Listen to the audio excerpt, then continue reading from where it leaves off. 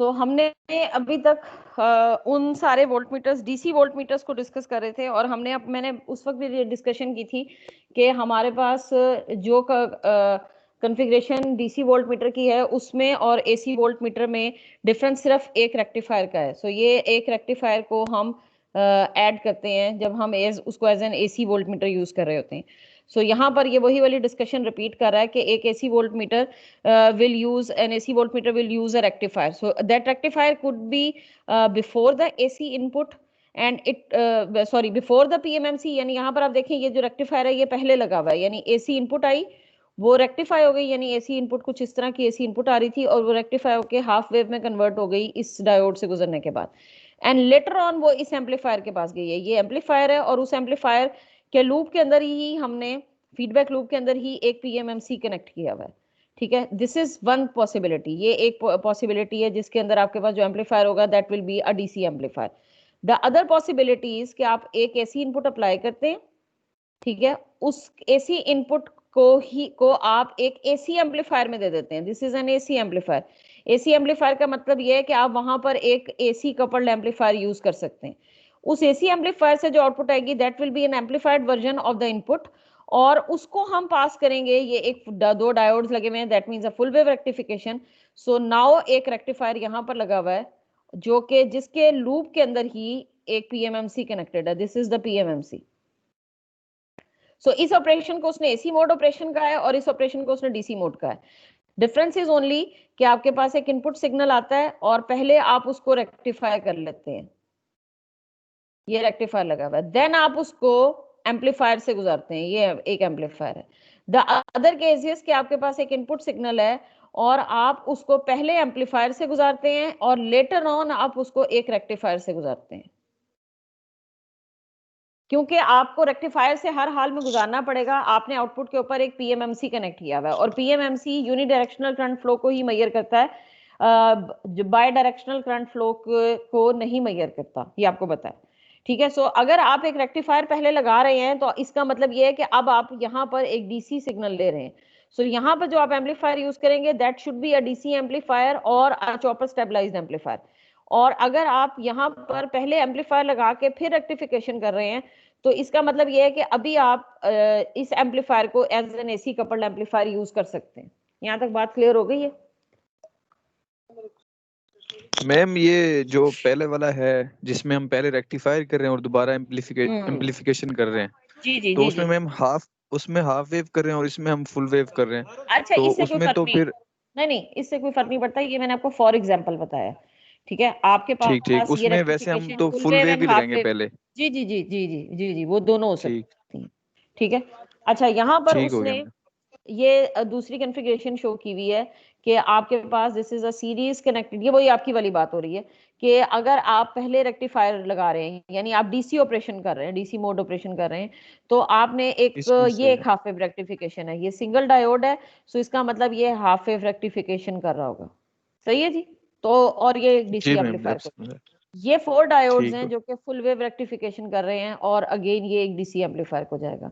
And this is अशन connected ठीक। Diode जिसके बारे में उसने ये कहा है कि ये पीक रीडिंग वोल्ट मीटर है। ये पीक रीडिंग वोल्ट मीटर क्या होता है? पीक टू पीक पीक जो होती है वैल्यूज। पीक टू पीक नहीं, उसने आपके पास चाहे वो पॉजिटिव हाफ साइकिल है या या चाहे वो फिर नेगेटिव हाफ नेगेटिव। साइकिल है, डायोड की ओरिएंटेशन आप चेंज कर दें। अगर आप नोटिस करें तो जब आपके पास ये जो कैपेसिटर है ना, ये सिर्फ कितने टाइम के लिए चार्ज होगा? जब आप इस वैल्यू 0 से चलेंगे और आप इस पीक पे जाएंगे, तब तक तो ये कैपेसिटर चार्ज होगा। चार्ज होगा, उसके बाद डिस्चार्ज हो जाएगा। जी, उसके बाद डिस्चार्ज हो जाएगा। और ठीक। अगर आपके पास जो पॉजिटिव हाफ साइकिल है, यानी ये कैपेसिटर जिस भी वैल्यू पे डिस्चार्ज हुआ है, जिस टाइम ये वाला आपके पास शंट कनेक्टेड का मतलब ये है कि द मोमेंट ये पॉजिटिव हाफ साइकिल आएगा तो ये उसको उससे पास हो बाईपास करा जाएगा। देगा। लेकिन जी जब जी। नेगेटिव हाफ साइकिल आएगा तो ये पाथ ओपन हो जाएगा और ये जो कैपेसिटर है ये किसके थ्रू डिस्चार्ज होगा? इस रजिस्टर ये के थ्रू, रेजिस्टेंस के। इसके ठीक थ्रू है। डिस्चार्ज होगा। इन व्हाटसोएवर द केस वो इसकी पीक वैल्यू ही बताएगा। एज उसने ये डायोड प्रोटेक्शन के लिए यूज किया है कि हमारे पास यहाँ से नेगेटिव प्रोटेक्शन साइकिल ना गुजरे। नहीं, प्रोटेक्शन के लिए यूज नहीं किया। ये एक टाइप ऑफ वोल्ट मीटर है, क्योंकि ये आप जितने भी वोल्ट मीटर्स मेजर करें ना, ये एवरेज आपके पास, आपको पता है कि जितनी भी ये एसी वेवफॉर्म्स होती हैं ना, उसके अंदर या तो जी आप पीक वैल्यू रीड करते हैं, या दूसरी टाइप जी आपके पास जो वैल्यू होती है वो आरएमएस वैल्यू होती है, और तीसरी वैल्यू जो आपके पास होती है वो एवरेज वैल्यू होती है। सो जितने भी हमारे पास ये है ना पीएमएमसीज हैं जो आउटपुट पे, क्योंकि हमने एज्यूम किया हुआ है कि इसके आउटपुट पे एक पीएमएमसी लगा हुआ है, सो हमने ये ठीक पहले भी पढ़ा था, पीएमएमसी हमेशा एक एवरेज वैल्यू रीड करता है, ठीक है, क्योंकि वो डिफ्लेक्शन दे रहा होता है इसलिए वो एवरेज वैल्यू रीड करता है, सही है ना। ठीक। सो जी आपके मैम। पास ये, इसलिए उसने हर केस के अंदर ये मेंशन किया है कि ये एक एवरेज रीडिंग वोल्ट मीटर है। एवरेज रीडिंग का मतलब ये है कि पीक वैल्यू भी रीड नहीं करेगा, आरएमएस भी नहीं करेगा, एवरेज वैल्यू रीड करेगा, क्योंकि आपको पता है एक एसी वेव फॉर्म के अंदर ये तीनों वेव वैल्यूज एग्जिस्ट करती हैं। डीसी में हम इसको डिस्कस नहीं करते, डीसी की एक ही वैल्यू होती है। यहाँ पर ठीक। आपके पास जो ये वाला केस है उस इसमें सिर्फ पीक वैल्यू रीड करता है, ना ये एवरेज वैल्यू रीड कर रहा है ना ये आरएमएस कर रहा है, क्योंकि उस तक पहुंच ही पीक वैल्यू रही है, जितनी वैल्यू पे कैपेसिटर चार्ज हो रहा है उसको वही वैल्यू मिल रही है, इसलिए उसने ठीक। हाँ उसको जी। पीक रीडिंग वोल्ट मीटर कहा। अच्छा, उसके बाद ये उसने एक और टाइप का वोल्ट मीटर डिस्कस किया है, this volt meter is a true RMS reading volt meter. अच्छा, इसको ना हम थोड़ा सा पीछे पढ़ चुके हैं, आपको जब हमने थर्मोकपल मीटर पढ़ा था तब भी हमने ये कहा था। यहाँ पर हो क्या रहा है कि आपने एक एसी इनपुट दिया, उसको एसी एम्पलीफायर से, यानी आप एसी इनपुट दे रहे थे, वो एम्पलीफाई हुई, और वो एम्पलीफाई होके ये एक वो है वायर कह लें आप इसको, या जिसके अंदर उसको हीट अप कर रहा है ये, यानी बेसिकली जो इसका हॉट जंक्शन, ये एक थर्मोकपल लगा हुआ है, उस थर्मोकपल का ये हॉट जंक्शन है और ये और उसका ये कोल्ड कोर जंक्शन, जंक्शन। ठीक है। तो ये को हॉट जंक्शन वो टेम्परेचर मेजर करेगा जो कि आई स्क्वेयर आर की वजह से प्रोड्यूस हो रहा होगा। सो आई स्क्वेयर आर जितना ज्यादा होगा टेम्परेचर उतना ज्यादा होगा, ठीक है, और जितना ज्यादा टेम्परेचर होगा, ये टेम्परेचर किसका है, हॉट जंक्शन का है। क्लियर हो गई है ये बात। अच्छा, जी उसके मैम। बाद हमने यहाँ पर जो हम इस टाइम अभी ये बात नहीं कर रहे कि हम सपोज करते हैं ये कोल्ड जंक्शन इस टाइम 0 डिग्री के ऊपर है या रेफरेंस के ऊपर है, ठीक है। सो इसका मतलब ये है कि जो हॉट एंड कोल्ड जंक्शन के दरमियान डिफरेंस ऑफ टेम्परेचर क्रिएट होता है, उतनी ही हमें आउटपुट मिली वोल्ट के अंदर मिलती है, क्योंकि हमें पता है थर्मोकपल की आउटपुट हमें मिली वोल्ट्स में मिलती है, और that output is a DC DC volt, वो डीसी वोल्टेजेस होते हैं। सो इसलिए उसने यहाँ पर एक डीसी एम्पलीफायर लगाया हुआ है। वो डीसी एम्पलीफायर जो भी आउटपुट डिस्प्ले करेगा उसको वो इंडिकेटिंग मीटर पे दे देगा। मैंने आपको पहले भी जब थर्मोकपल मीटर पढ़ाया था तब भी ये बताया था कि क्योंकि आपके पास थर्मोकपल मीटर की जो आउटपुट मिली वोल्ट्स में आउटपुट आ रही होती है, that is directly proportional to actually the I square R value, I square R value. और चूंकि आपने आउटपुट पे एक पीएमएमसी लगाया हुआ होता है, और पीएमएमसी उस आई स्क्वायर आर वैल्यू का एवरेज ले रहा होता है, यानी पहली वैल्यू जो आई, दूसरी वैल्यू, तीसरी वैल्यू, इन सब का एवरेज लेता है, और एवरेज वैल्यू को अगर हम अंडर रूट कर दें तो ये कौन सी वैल्यू बन जाती है, आरएमएस वैल्यू बन जाती है। ये बात याद है, हमने 6 चैप्टर, आई थिंक 4 चैप्टर में पढ़ी थी, कि आपके पास बेसिकली जो हॉट जी जी जंक्शन का मैम। टेम्परेचर आ रहा है, that temperature is directly proportional to I square R value, क्योंकि ये जो डेसिपेशन हीट प्रोड्यूस हो रही होती है वो आई स्क्वायर आर की वजह से होती है। So now temperature is not directly proportional to single value of I, it is directly proportional to I square. So वो आई स्क्वायर की वैल्यू को कन्वर्ट कर दिया हमने मिली वोल्ट्स में, और वो मिली वोल्ट्स की आउटपुट जब पीएमएमसी के पास पहुंची, ये पीएमएमसी है, तो हमें पता है पीएमएमसी के बारे में हम पहले ही बता चुके हैं कि पीएमएमसी एवरेज वैल्यू मेजर करता है। एवरेज वैल्यू का मतलब क्या होता है, सारी वैल्यूज को ऐड करता है और टोटल नंबर से डिवाइड कर देता है, यही करता है ना। सो अब जो सारी जी वैल्यूज को मैम। वो ऐड करके टोटल नंबर से डिवाइड कर रहा है, वो तो सारी वैल्यूज स्क्वायर वैल्यूज हैं।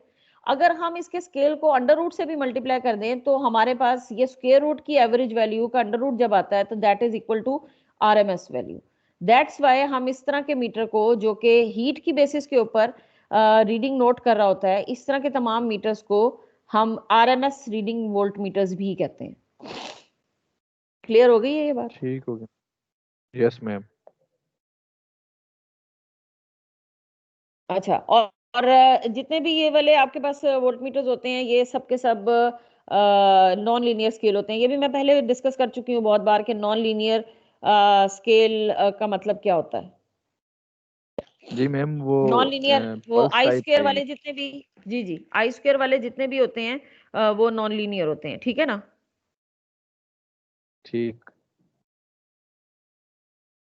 अच्छा, उसके बाद ये उसने बैलेंसिंग थर्मोकपल यूज किया हुआ है। इस बैलेंसिंग थर्मोकपल के अंदर वो बेसिकली आपके पास ये बता रहा है कि आपके पास यहाँ पर जो करंट इधर दे रहा है that is I DC, I AC current and the current जो इधर से ये DC दे रहा है, इसकी आउटपुट को उसने दे दिया है इसको कोल्ड जंक्शन के अंदर। सो यहाँ पर ये कह रहा है कि यहाँ पर जो करंट आ रहा है दैट इज IDC करंट। सो उसने ये कहा है कि आप अगर DC करंट को उसके फीडबैक पाथ के अंदर दे देंगे, इससे ये बैलेंसिंग को अचीव कर रहा है। ठीक है, सो वो जो आउटपुट देगा वो एक्चुअली आपके पास जो डीसी करंट के वोल्टेज आ रहे होंगे जो मीटर इंडिकेट कर रहा होगा, that will be directly proportional to the true RMS value. ठीक है, सो ये बैलेंसिंग वाला थर्मोकपल की डिटेल है, इसको आप पढ़ लीजिएगा। अच्छा, उसके बाद जो हमारा इंपॉर्टेंट काम है यहाँ पर वो दो एग्जांपल्स उसने की हुई है 6.1 एंड 6.2। यहाँ पर उसने दो वेव फॉर्म्स दी हुई हैं, एक स्क्वायर वेव दी हुई है और एक सॉटूथ वेव दी हुई है। ठीक है, सो और उसने कहा यह है कि आपने इसका फॉर्म फैक्टर कैलकुलेट करना है। ठीक है, सो और मीटर करेक्शन, मीटर इंडिकेशन या मीटर का एरर क्या होगा, वो आपके पास, आपको पता है कि आपका जो मीटर है वो एवरेज वैल्यू मेजर करता है, जो आप उसको दे रहे हैं मतलब रीडिंग उसे मेजर करवा रहे हैं वो RMS है। तो हम जो करेक्शन फैक्टर लगाते हैं ना, वो फॉर्म फैक्टर की फॉर्म में लगाते हैं। फॉर्म फैक्टर हमारे पास इक्वल होता है RMS value over average value के। ठीक है, और AC का साइन वेव का जो फॉर्म फैक्टर होता है दैट इज इक्वल टू 1.1 और जो स्क्वायर वेव का फॉर्म फैक्टर होता है दैट इज इक्वल टू 1। ठीक है, सो ये एग्जांपल कर लेंगे ना, ये तो आसान है। इस तरह की हमने एग्जांपल पीछे 6 चैप्टर में भी की थी, 4 चैप्टर में भी की थी। ठीक हो गया मैम। ठीक जी है, मैम। एंड वेरी सिमिलरली हमारे पास ये जो नेक्स्ट है उसके अंदर उसने एक सॉटूथ वेव यूज की हुई है, और सॉटूथ वेव की RMS और एवरेज वैल्यू को उसने डिस्कस करके फॉर्म फैक्टर निकाल के उसे एरर निकाला हुआ है। ठीक है, सो ये दो एग्जांपल्स मेरा ख्याल है कोई इतनी टफ नहीं है, ये भी आप कर लेंगे। ठीक है, जी मैम। अच्छा, अब नेक्स्ट हमारे पास जो इस चैप्टर के अंदर डिस्कशन रह गई है वो डिजिटल वोल्ट मीटर्स रह गए हैं। सो इन द नेक्स्ट क्लास जो नेक्स्ट वीक होगी, हम डिजिटल वोल्ट मीटर्स को डिस्कस करेंगे। और हमारे पास 3 से 4 टाइप्स के डिजिटल वोल्ट मीटर्स हैं। रैंप टाइप DVM है, इंटीग्रेटिंग DVM है, और कॉन्टिन्यूस बैलेंस DVM है। इनके डिफरेंट और नाम भी यूज होते हैं, और successive approximation digital volt meter है। ये 4 टॉपिक्स बस हमारा कोर्स यहीं पर एंड है, और इसको करने के बाद हमारा कोर्स खत्म हो जाएगा। सो नेक्स्ट वीक हम इसको इंशाल्लाह कवर अप कर लेंगे। उसके बाद अगर एक वीक हमें एडिशनल मिलता भी है तो